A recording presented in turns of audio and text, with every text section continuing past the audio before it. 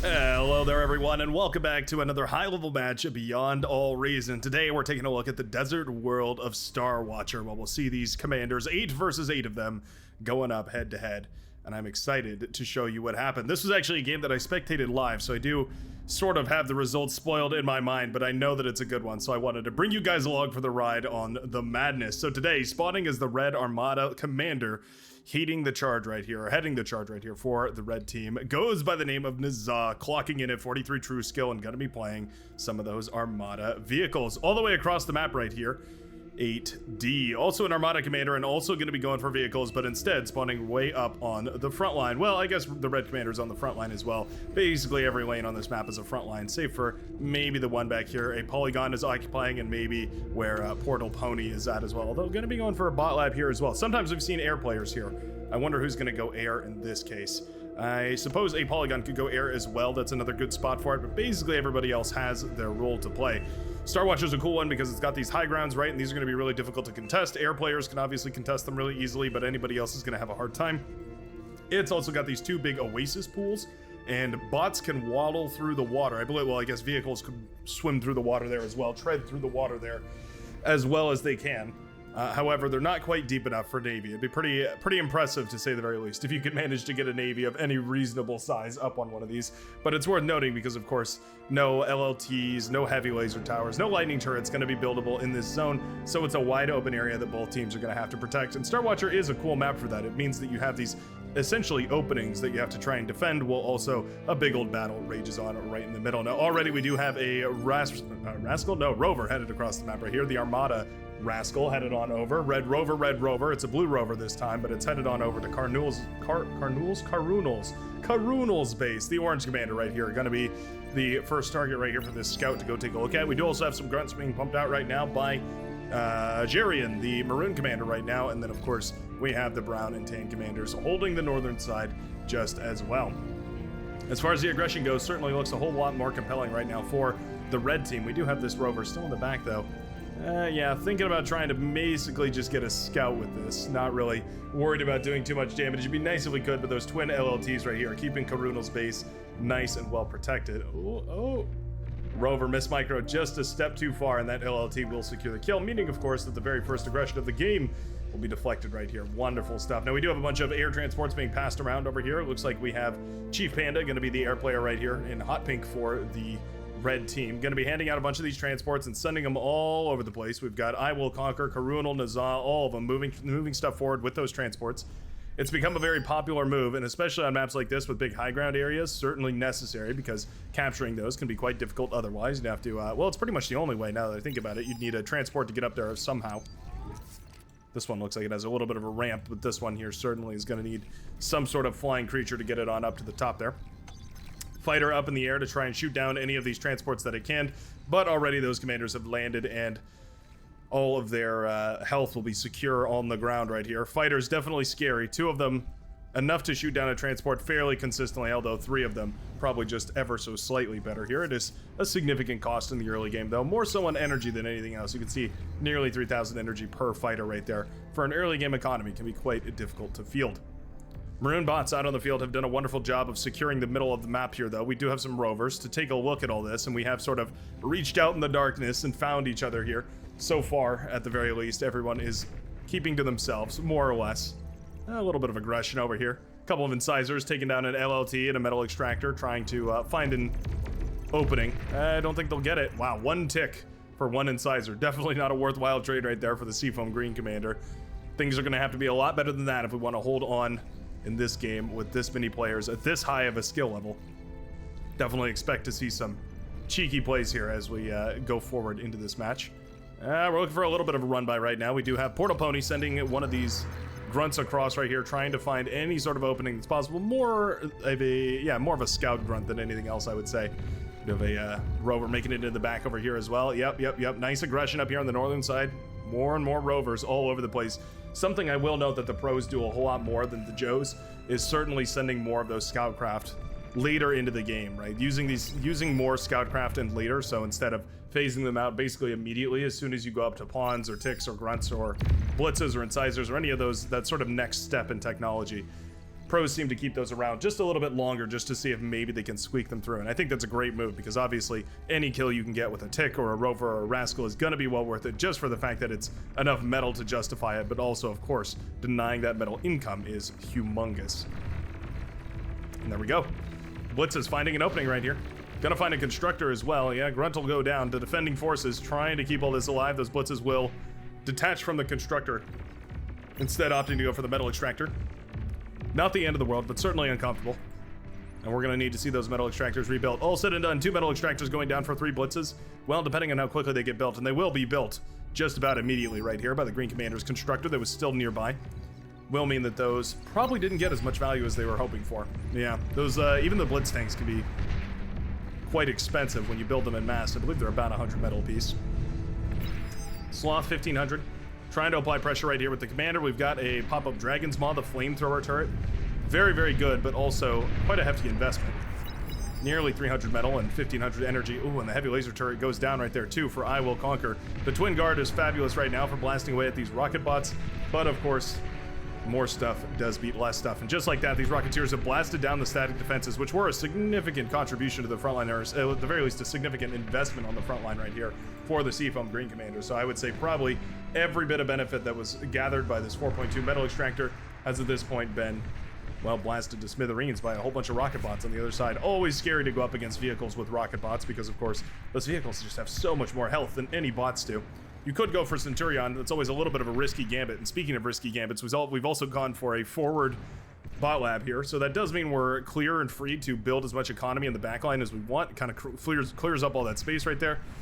But I gotta say, it always makes me a little bit nervous whenever I see those very, very far forward production centers, just because you never do know. I'm gonna clear the screen real quick. Just because you never do know if maybe one big push or maybe 2 teams working together, indeed there are 2 teams working together on the southern side, might be able to push through, break all your production, and then suddenly you have no defender's advantage to try and save yourself with. Good old aggravator battle right here in the middle of the map, so that's always good to see. Green versus red right now as Grizzly tries to take on Jarian here. Aggravators firing left and right, a couple of them falling every single volley. So far, though, the micro looks fabulous right here for Grizzly. Slightly less optimal right now for Jarion. Big old run-by happening on this northern side as a whole bunch of grunts do come across this little pool. Like I was saying earlier, this leaves this entire area exposed. You have to really stack this with defense if you want to deny it to the enemy. But overall, I think that was a lot of grunts, and they didn't really get all too much damage done. 1 metal extractor down and a couple of tanks, but most of that's just going to be reclaimed here. And I would say that's probably actually a little bit of a blunder. Engagement on the southern side. Rocketeers continuing to fire away. Medium tank reinforcements now coming out from the powder plink player. Good to see that we're working together right now, but there's a huge bombing wave coming across the map right now. First T1 bombing wave of the game right now, and these fighters are protecting the bombers quite nicely. Yep, there we go. How many bombers in total? Looks like 8. And these are Stormbringers, it's worth remembering. They're not the Whirlwinds, the much more powerful, in parentheses, powerful T1 bombers here for Cortex. Oh, beautiful bombing runs right here. Taking out tons of wind turbines right now, shutting down all the E production that they can. I like that quite a lot. Beautifully, beautifully done. Hampering the production of the air player with your bombers obviously feels quite nice. Going in for another bombing run over here. You know what? Not bad. Ooh, and the bomber takes out the wind turbine over here, getting a last little bit of value before it does finally go down. Very nicely done right there by A Polygon. Always difficult to gauge whether you have enough bombers, whether you have enough fighters, whether you have enough production in general to go for an early bombing run, but it does feel like that was a very successful one. Knocking out a big portion of the air wall while also making sure to blast apart a whole lot of those wind turbines. Really effective, shutting down a ton of the energy economy, and now Janus is in a little bit of trouble. Ooh, scratch that. These are all pop-up turrets. I thought we had just gone for some walls. No, indeed, these are all just Dragon's Claw pop-up turrets. All right, well, that'll keep you safe from the spam, certainly. T1 units don't stand a chance, or at the very least, the T1 assault units don't stand a chance against those lethal pop-up claws. We do have a advanced construction vehicle coming up right now as well for Nazah. He's actually got a full T2 construction facility, so we're going to see those T2 units propagating here, well, very shortly. Yeah, okay. We're just building one after another right now, trying to make sure that we're constantly feeding our team as many of these T2 opportunities as possible. We've already got one for the Tan Commander. Anybody who's paid, I'm sure, is going to be getting one here. There goes the Orange Commander's T2 as well. Everybody getting ready to upgrade their T2. Another note of the pro players, one of the things they're especially good at is as soon as the first T2 lab comes up and running, everyone funnels metal that way, and they use it to build those T2 constructors, and of course use it to leapfrog into T2 economies quite quickly. I guess the technically ideal situation would of course be to have one person receive a whole bunch of money, go for the T2, and then produce their own T2 economy, and then hand over the constructor to somebody else, and then use their T2 economy to start producing constructors, right? Upgrade one person's economy, essentially. Do a little communism right there. We've seen those communism builds, especially on the live streams, be really, really successful. Tuesdays and Saturdays, 12 to 4 PDT, by the way, in case you're curious and joining in. Just a casual shell, because they are quite fun. Medium tanks continuing to be a threat right here. Have these scouted this T2 lab on the bottom side? Ooh, they didn't see the T2 lab. I Will Conquer has made a cheeky transition to a T2 lab right here. Very, very risky right there, going for the T2 lab. I mean, you can imagine this army could absolutely push forward right now and do tons and tons of damage, but they're just a little too shy and don't want to lose it all. Oh no. Oh, this is a disaster. This is a disaster. Yeah, these units aren't aware of that lab right there. We need some sort of scouting information. There's no radar towers forward right now. Yeah, we need a radar tower from one of these commanders up on the front right here. I do appreciate that we're grabbing the reclaim, at the very least going to be funneling a lot more of that metal back into T1 units, but those T1 units are not going to have a good time as soon as they see this Fatboy on the field. We still haven't scouted it, have we? Oh, this is going to be huge. What a gamble right here by I Will Conquer, but I think it's going to pay off. We do have that Fatboy finishing up. Fatboy sort of the Armada bot lab equivalent to the Tsar, if you are familiar with that super heavy tank for the Cortex faction. Sort of similar style right here. Walks very slow, fires very slow, but lobs a tremendous projectile across the map, and it can be lethal to T1. Ooh, beautiful connection right there. The AoE on that is devastating to the purple army that is completely full of T1. Even the medium tanks are not really going to be comfortable under that. Fatboy spitting globules right there, firing away. Another juicy connection, and my goodness, the amount of damage that thing can do in every single shot is absurd. Cracked Lobster trying to find an opportunity path right here. Wants to kind of move around this mountain to one side or another to try and open up a line of attack. We've got a couple of spectators commentating alongside me in here. Always fun. Wolverine numbers are growing over here on the northern side. We do also have a big old battle up on this northern side as well. My goodness, so much static defense. Lightning turrets on both sides here. Shell shockers. My goodness, what a rain right there. Almost looks like the way that a tremor fires with how many projectiles are constantly flying up in the air right there. But anywho, we do also have a big old run by over here. Okay, yeah, Grunts have run past the defenses. They found their opening right here, realizing, hey, wait a second, we can just barely skirt the edge of this mountain and manage to get into the backline here. Oh, Grunts having a little bit of a stall. Oh no. Every second counts when you're on the clock on the run by right there, because of course, managing to get into the backline. Oh, apparently bots can traverse this. In my mind, this was non-traversable to bots, but apparently it's completely fine. As a couple of those Grunts wander up the hillside right there and start blasting away at a whole bunch of this valuable economy. Oh, can we peel one of these off? Maybe finish that solar panel there? Not going to be the case. Shuriken out now to try and deal with that. That's a lovely response right there from the pink commander to try and save the yellow commander. We've also got this Fatboy continuing to fire away at the front lines. My goodness, every single shot it takes is so riveting to the heart of the Purple Corps' units. Devastating. Truly devastating. I don't think there's a unit with more value on the field than this Fatboy right here. Has been crucial to taking back this sector of the map, wiping away that T1 with ease. We're going to need a T2 transition. Indeed, we do have T2 coming up right now. We're going for the T2 mexes as well, and wind speed has died out a little bit as well as that. So yeah, going for some of those advanced solar panels, not the worst idea in the world.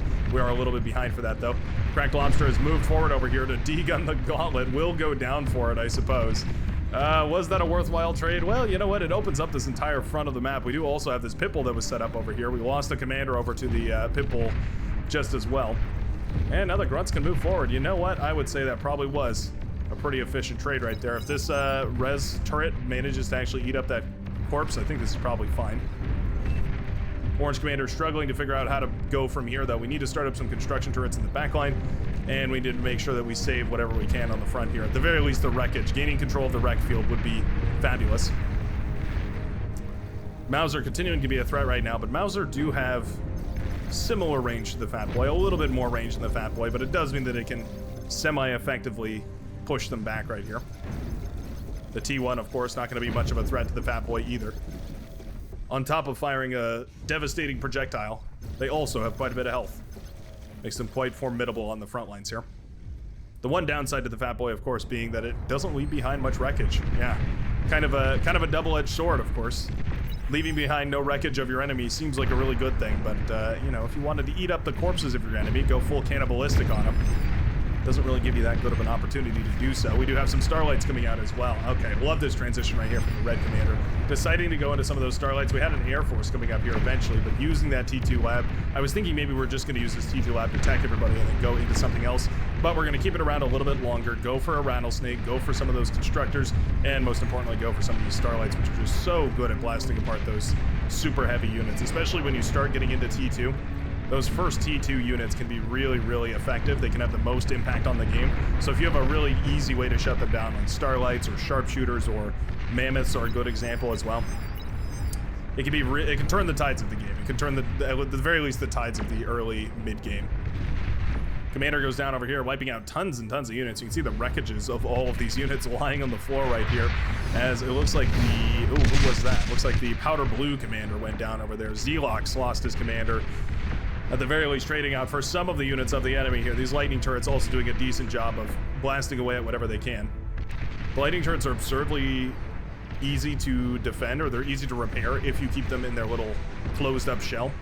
If you let them close themselves, they become really, really resistant to damage, and it means you can actually repair them with even a single build turret, keeping them very well repaired very easily.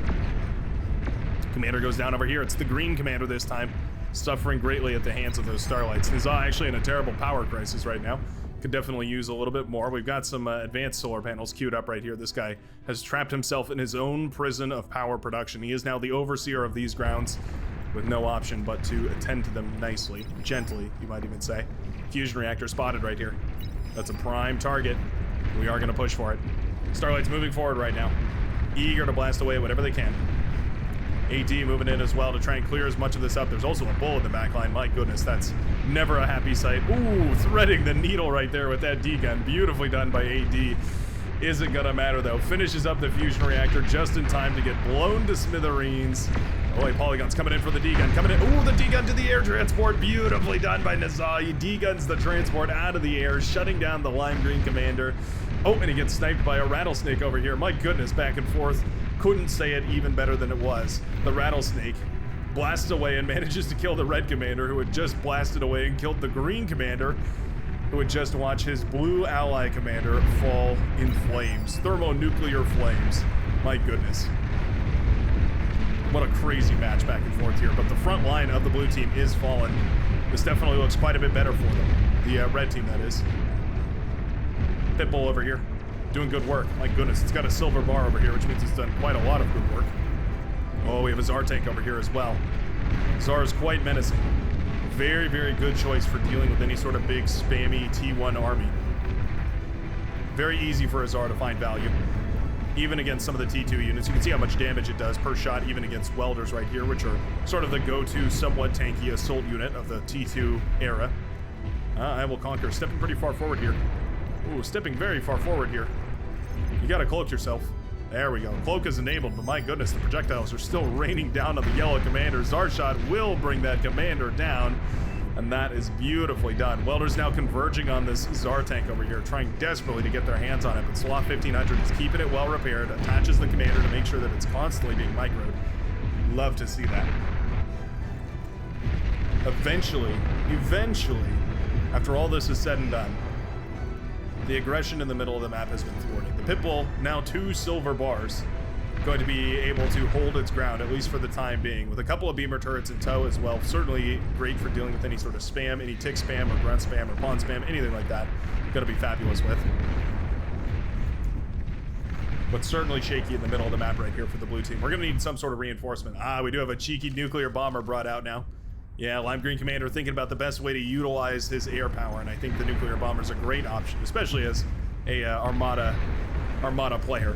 Always worth considering the nuclear bomber, not just because of how awesome it looks, but also because of its devastating consequences on the battlefield, capable of blasting apart most units with a single strike, if you can keep it well protected with fighters, which we are. then I think it could be a invaluable tool out here on the front line of the blue team. Fiends pushing forward right now, running into Dragon's Maws, ironically, getting a taste of their own medicine. Ooh, a little bit of friendly fire right there. That's never fortunate for the orange commander there. Luckily, the T2 constructor did survive, but all of its accompanying build power did go down. And here we go. Big old nuclear strike over here takes down. Well, actually, we missed the laboratory right there. We're going to be going back. Yeah, there we go. Going back in for a surgical strike right here. Nuclear bomber going to head directly towards this base. Those T2 fighters blindsided the T1, and boom goes the base right there. Fusion reactor, by some miracle, stays alive, but the bomber's going to get out of there, hightail it away, and try and save itself for another day.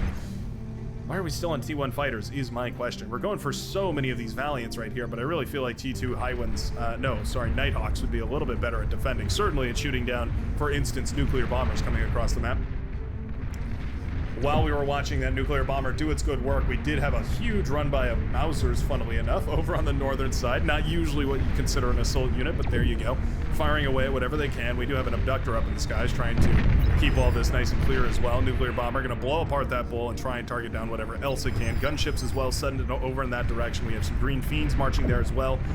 But these Mauser have effectively cleared the entire northern side of this map. Oh man, those nuclear bombers, they're so cool. So good at their job. A little thumbs up right here from the orange commander. That's good to see. Everyone and their mother trying to save the yellow commander on the southern side right here, making sure that this economy stays up and running. This player can continue producing and hopefully manage to stay in the game.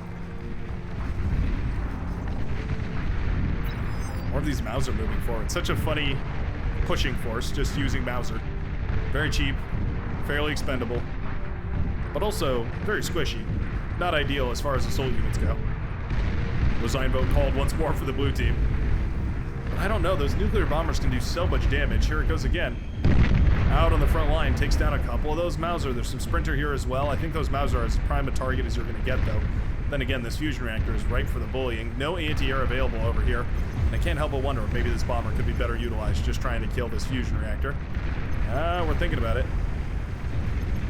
Well, we're going to go for some of the Sprinters here instead. Oh, T1 fighters get on top of it. Oh, it's close. Oh, they just barely do manage to bring down the bomber right there. That's an excellent pick. Getting a nuclear bomber with those T1 fighters, not supposed to happen, but there you go. Turning the tide, so to speak. And now the repercussions of that earlier bombing run do come to pass right here as we watch these gunships idly pass forward, or seamlessly pass forward, effortlessly even. Blasting apart this fusion reactor, of course, taking advantage heavily of surround bonuses by all being on different flanking sides of all this. Fighters up in the air, and you can see the difference between the T1 and T2. The T1 fighters shoot down T1 fighters in a single shot, and also they are quite a bit faster. It means that their dogfighting capabilities are quite good as well. And it means that even though eventually the pink fighters did win, they just can't kill these gunships quick enough. Yeah. We're really struggling against even just the basic roughneck gunship, the basic T2 gunship, blasting away at whatever of this economy that they can. Taking down solar panels, taking down wind turbines, taking down whatever there is available. Czar's moving forward right here. There's also some anti-air available as well, just to make sure in case there's any shurikens, for instance, that fly forwards right now. But fight fire with fire, and the red commander has decided that it's time to opt for the triple bomber trio. Gonna go ahead and send a whole bunch of these bombers forward right now and retreat them back immediately. All right. We had a plan right there, but apparently the plan has changed. Bomber's going to be held in reserve instead. We do also have the scout planes included there, which I quite like, not only because, of course, they show you what you're bombing, but also because those scout planes have a higher targeting priority than fighters. So if you include just a couple of those scout planes with your fighter groupings, you can actually trick enemy fighter planes into firing on your scouts instead of your fighters. And sometimes in a close air battle, that can be the difference between winning and losing. I'm not going to sit here and say it's always going to be cost effective or it's a great idea to go, 1-to-1 fighters to scout planes, but definitely worth considering that fact.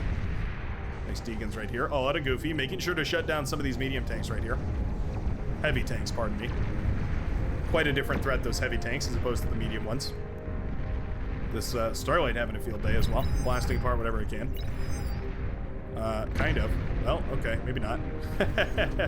Just barely outside of range right here. We do have the radar jammer bots up and running. Every time one of those radar jammers does go down, though, this Starlight gets a chance to fire. But that Sheldon ball is looking pretty menacing. Radar jammer goes down. Resbot's falling here as well. Pitbull turret Number 1, 2, 3, I believe, has been set up over here for the blue player, but the fourth will be denied. And this Sheldon Ball has sort of grown to that critical mass that we all know and fear. Oh, okay, well. Bombers have come across the map meanwhile, doing tremendous damage over on this side. We've blown apart a polygon space over here, meaning there's no more air reinforcements to clean all this up. These bombers have run-of-the-mill in the backline right now, popping every single fusion reactor that they can find. This is awful. The blue team reeling with the repercussions of losing their entire backline economy, and you can see suddenly their energy production has faltered significantly. Down to just 13.7 thousand compared to the Reds' 20,000. Means their energy economy is going to be crumbled. Means all those laser weapons like Starlights, for instance, are going to be effectively useless. Means that production is going to stall. Means a whole bunch of bad things for all the players on the blue team. Big old scum of bull moving forward right here. Big old nuclear explosion as well as one of those nuclear bombers targets down the fusion reactors of the blue commander, leaving behind not even a wreckage. No wreck, lol, even cries out one of the spectators here. Bull is continuing to push forward right now. Scout planes in the back line, still revealing everything over here. And indeed, the northern side is starting to look quite dark. One last final push right here from the blue and blue and purple commanders on the southern side. Ooh, oh, the goofy. Oh no, right in the middle of the orange facility will go down, meaning all the build power falls as well. The fusion reactors are laid bare. And just like that, the ex-yellow base has been handed over to the orange commander, who will now be trying desperately to save it. There we go. Nuclear bombers used on defense. Shuriken as well. Shuriken plus nuclear bomber is definitely a wombo combo. That's what I was trying to get out there. Combined all my thoughts into one word, apparently. Wow, it survived a nuclear bomb. 1% HP, but it survived nonetheless. Eventually, I think this is going to be cleaned up quite nicely, but it is always tricky to deal with all this. Yeah, Shuriken trying to jump on whatever is the most cost-efficient unit possible. Those nuclear bombers have cleaned all this up quite nicely. At this point, the lines have semi-stabilized. J-Dog moving forward to reclaim this fusion, no doubt, but we do have a bunch of sprinters and some bulls moving down south on the southern side here. If we can manage to reclaim that fusion, it'd be wonderful, but I don't think we have it. Yeah, a little bit scared off by that T2, and that's fair enough. Those T2 units can melt down a commander in mere moments. More pit bulls and rattlesnakes coming up in the middle of the map over here. Marauder to accentuate the damage that was already done. Hey, okay, nuclear bomber going to take out the spam facilities over here. That is quite nice. Removing those from the game obviously opens you up to counter spam, right? You can send your own spam forces. And we're going in on the Seafoam Green commander base over here. Ooh, kind of missed the mark right there. Probably not enough scouting on the southern side. Means that we're not going to target the lab or any of the juicy power production, i.e. these advanced solar panels over here. Not the end of the world, but certainly could have been just slightly, ever so slightly more ideal. I think the red commander was just trying to trade those units out effectively, though. Didn't want to have to worry about microing those nuclear bombers any longer after now transitioning into the Marauder. I'm going to be using them as a frontline troop, which normally not the best idea. Usually you want to use the Marauder for a little bit of run by force, kind of like what we're seeing right now. However, in this certain situation, I think it does make a lot of sense because there's still so much T1 on the fronts. All these grunts over here, the pawns, all that sort of stuff. We're getting into the era of the heavy tank, but the Marauder, of course, can just outrun the heavy tank. Case in point right here. Marauder moving towards the backline of the Cyan commander, as well as just the blue commander. Pitbull turret is erected, trying to blast down as many of these Marauder as possible. Not going to be enough, though. Marauder getting to the backline, shutting down the rebuild fusion reactors over here for the blue commander. Beamer turret's actually doing quite a lot of work. Okay. Yeah, not bad. Wow. All right, well, beamer turret's saving the day, at least partially here. My goodness. Who needs pitbull turrets when you can just go for a bunch of beamer turrets instead? Apparently much more effective. Marauder not quite done, though, yet. They have found an opportunity on the southern side to take down the forward production facility for the purple commander, and just like that, opened up the line for further harassment over on this side. Starlight's also blasting away at some of these heavy tanks over here, dealing annoying amounts of damage. Yeah, there we go. About 25% or so damage per blast that they fire directly via laser beam into your nose. A whole bunch of Starlights pushing back at this point, too. Pulsar up on the hill, a little bit of a threat, but certainly not nearly as imposing as, say, for instance, a bunch of those Starlights would be. Isn't gonna matter though. The bombers are headed forward. With the air player removed from the game, it means that these bombers are virtually uncontested. That long-range anti-air cannon firing away at whatever it can. But these bombers are more than sturdy enough to make it into the back line and blow up everything the Green Commander holds near and dear. Surprised we didn't go for the Aphis right there. Maybe we hadn't had it scouted preemptively, but it looks like regardless, it'll be the final nail in the coffin to seal the deal on this crowning victory for the red team. What a beautiful, beautiful match beyond all reason. Goes to show how exciting the pros are when you watch them play, and I certainly enjoyed it. And I hope you did too, and I will see you in the very next game of Beyond All Reason. Peace out, everybody.